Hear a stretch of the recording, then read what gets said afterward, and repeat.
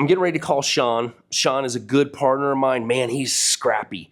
And he loves to get into things and conversations and get creative, which is really my background. And so Sean is doing an open house today for himself. So he's opening a house. We just got done renovating it. Good little house, under 350 in Mesa. So Sean is representing himself, opening the door, letting people come in. And now he's got some clients that came in from New York. They're like, oh, this place would have been perfect. We just signed a year lease and it's not going to work right now. So here's what Sean did. Sean said, hey, what if we could work with the seller to get enough money to buy you out of your lease and do those things? So we're going to follow up with Sean right now, see what's going on. This dude, oh my God, you got to keep following him too. He's doing big shit. Bro, don't call me in the middle of making a freaking post. They're hard enough for me to do when the phone, does the freaking thing goes away, and I feel like I'm 80 because I can't even run my stupid app. Next time, just go decline. That's what I meant to do, but my fat thumb, You're good. How's it going, man? Good. How about you? Not too bad. Got some crazy neighbors who I think are conspiracy theorists and definitely did not want to put their name anywhere, so that was fun. But we had a good conversation, and then got a neighbor that was willing to sign in. Had 3 different showings with agents, and then one couple guys that came through, the ones that texted you about in New York. Yep. So I was like, okay, these guys actually have some legitimate interest. He wasn't even able to hide his excitement. So okay. Well, the good news is that you don't represent me. You don't represent the seller on that. So in those situations, and I didn't think about it in the meeting yesterday, is that when you guys are doing this on those houses, you're not representing, you're just using the house as a tool to meet people. So it's basically just a simple conversation like, hey, I'm Sean. I'm not a seller representative. I'm here to open the house and guide you through the process if you're looking for agent representation on the buyer side. Okay, sweet. So and yeah, I'm gonna hit him up. We had a good conversation. I got all his info and everything, and I'm gonna follow up with him probably tomorrow. He has some stuff going on, so we're gonna follow up tomorrow and just see where he's at. Basically, I could tell from talking to them in here that he's like, yeah, we want to redo the kitchen, redo these things. And his first thing was like, oh, why do we have to find this right now? We were just screwing around, driving around.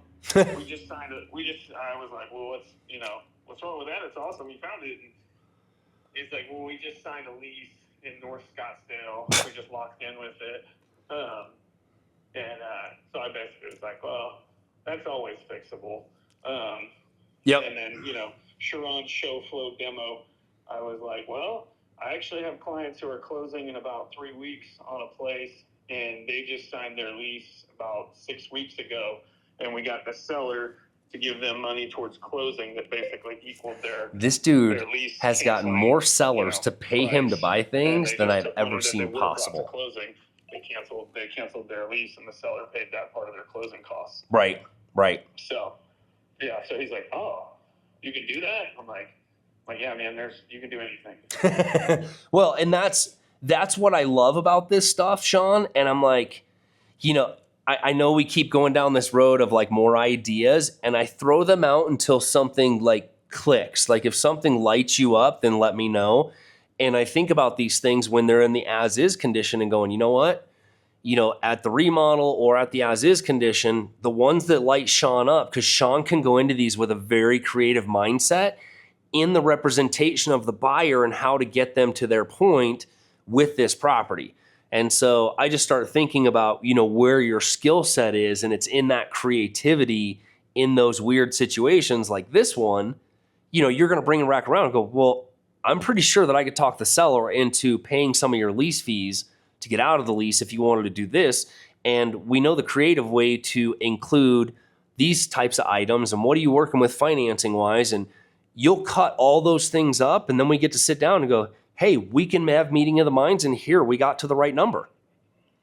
Yeah. Awesome. No, that's what I'm hopeful on this one for. So I'm kind of interested when I get greater conversation with them to just say, hey, so you guys had a chance to look through it. What do you see? Like, what's your picture of redoing this thing? Whatever. Let's get a realistic idea. I have a feeling from watching them go through and seeing their BMW SUV that they're gonna like over fix it for this spot for sure. Got it. But I'm like, if that's what you want, and there's just the two of you, and this is a perfect size spot, and whatever, and they like the outdoors. So I was explaining to them Usery Mountain and the Salt River and all this stuff. I'm like, dude, you're freaking 5 seconds from some of the best places to be. So that's awesome. That is awesome. What's your thought on? So if these guys are truly interested and they're looking on that route of like, hey, we want to fix the here he goes. Whatever. How do we cut this up?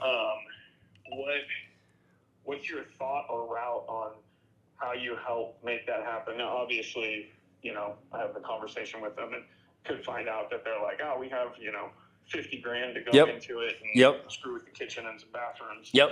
Or it could find out, well, we have a little bit of money. Can't we redo everything for $10,000? Well, no.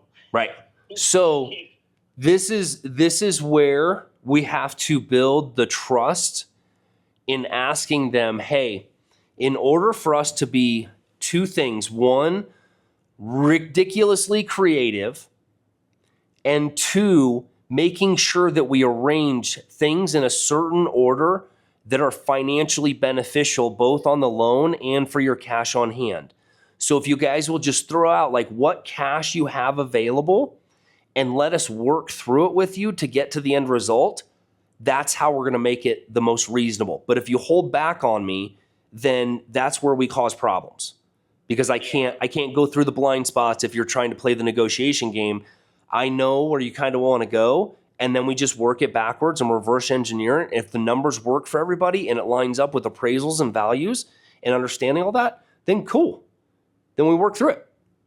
Right.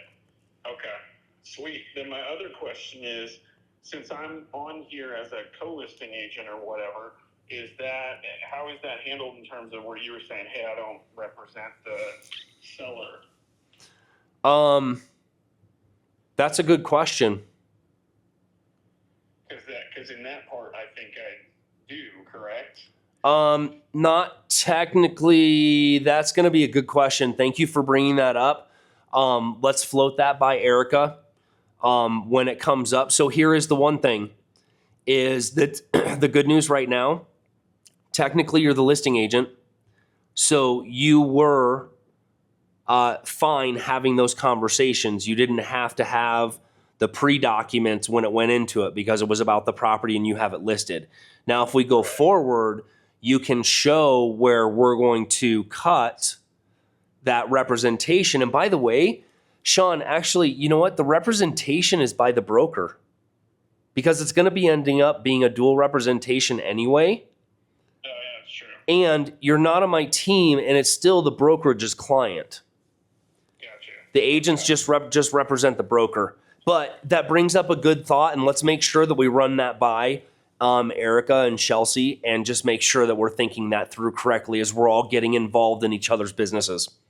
Yeah, and especially to me, thinking down the line going. It's what happens when you collaborate. Like, hey, how do we watch each other's blind spots? And this is how good it looks. 2 months out of And by this, the way, they go, we're not a hey, team. there's some sort of thing we don't We're like, just going at it together. How do we make this better together? Oh, you guys colluded together on this to get us to buy this, and this thing is wrong, and then they're suing us and whatever. Yeah.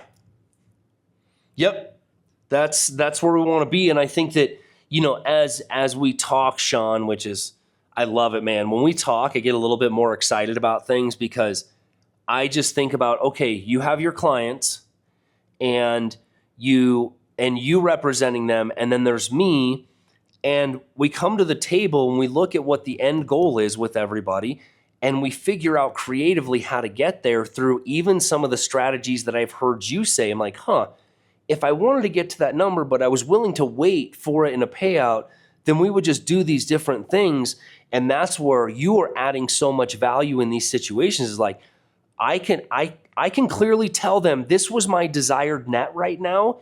And if we want to do these things to help you out financially, we can do it this way. And so we get to sit down like old school and go, hey, I know we want to go through all the representation bullshit, but what if it's just a clear-cut meeting of the minds and everybody gets what they want? And everybody is like, cheers, popping bottles, let's go, let's party. This is how we get shit done. Yeah. I like it. So that's what I'm excited about in all this stuff is, your thought process in things, like listening to your sub 2 conversation is like, man, even if Sean did some of that on our stuff, it's not about all the intake right now. If we're creating, what Sharon says, the TIGAs, the tiny income generating assets for down the road, that's awesome. And what it's doing is showing you also what's possible when you get to that point of where I don't really need it right now, and this is a good place to stash little drops in the bucket for the future. Yep. Right? Yeah. So for sure. We're gonna get deep and crazy into that stuff, man, because I think those are the things that light you up, and then we can find systematic approaches to it. I dig it. Hey, a couple things on this place. When Yep. I got here, front door was unlocked. Okay. So I was like, oh, cool. Checked everything out. I don't see anything that's messed with or whatever. Okay. Just looks like somebody didn't lock it. Okay.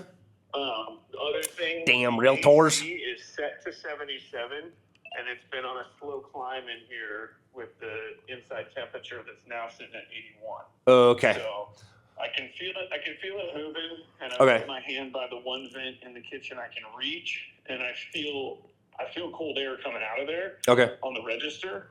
But obviously something's going on. If it's not, it should be able in this house to hold 77, Okay. 78. Anything that you see like that, just tap a list to Erica and her email, and she'll address it with the maintenance side. Perfect. Okay. Cool. Sweet, man. All right, brother. All right, dude. Kicking ass, taking names. Let me know if you need anything. I appreciate it, man. All right, man. We'll be on it. We'll see what happens. Thanks, man. Good job. Bye. Thank you. Well, I hope you guys found that interesting. Sean is he's a cool cat. And we met through relationships. He sought me out through Instagram, and we had some commonalities up here in Munns Park in Arizona. And he sought me out, and he was kind of new, and he had gotten into like the sub 2 community and the different investment communities. And I come to find out he had like 20 years in ministry work as a campus pastor, and just monotone, just great energy, and God, he's like a big freaking teddy bear. And so we just chatted here, there, and everywhere. And by coincidence, when I joined Real and a couple of people in my downline in my network, well, he came through Steve Castle, Will Carter, and then Sean's in my downline through proximity. And so Sean and I started talking here and there.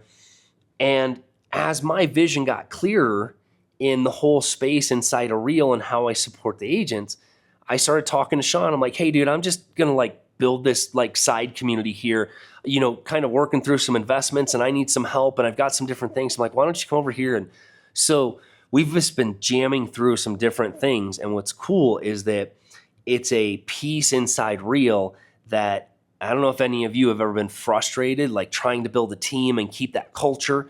And what I figured out was, man, if I can just take what I've learned in this space and teach it to agents and help them be successful and let them build their brands and help them in all those areas that they have blind spots and just give and give, it creates a culture of abundance, and it creates a culture of organic growth that has no obligation to be there, but everybody desires to be there. And it creates this really, really intense collaboration network where all of a sudden you just facilitate the room, and nobody's on anybody's team, but everybody is on everybody's team. And it's awesome. So they're helping each other build their brands. We're helping each other invest. We're partnering with each other. And what ends up happening is, rather than the roller coaster ride of the realtor, up and down and up and down. And there's never this train.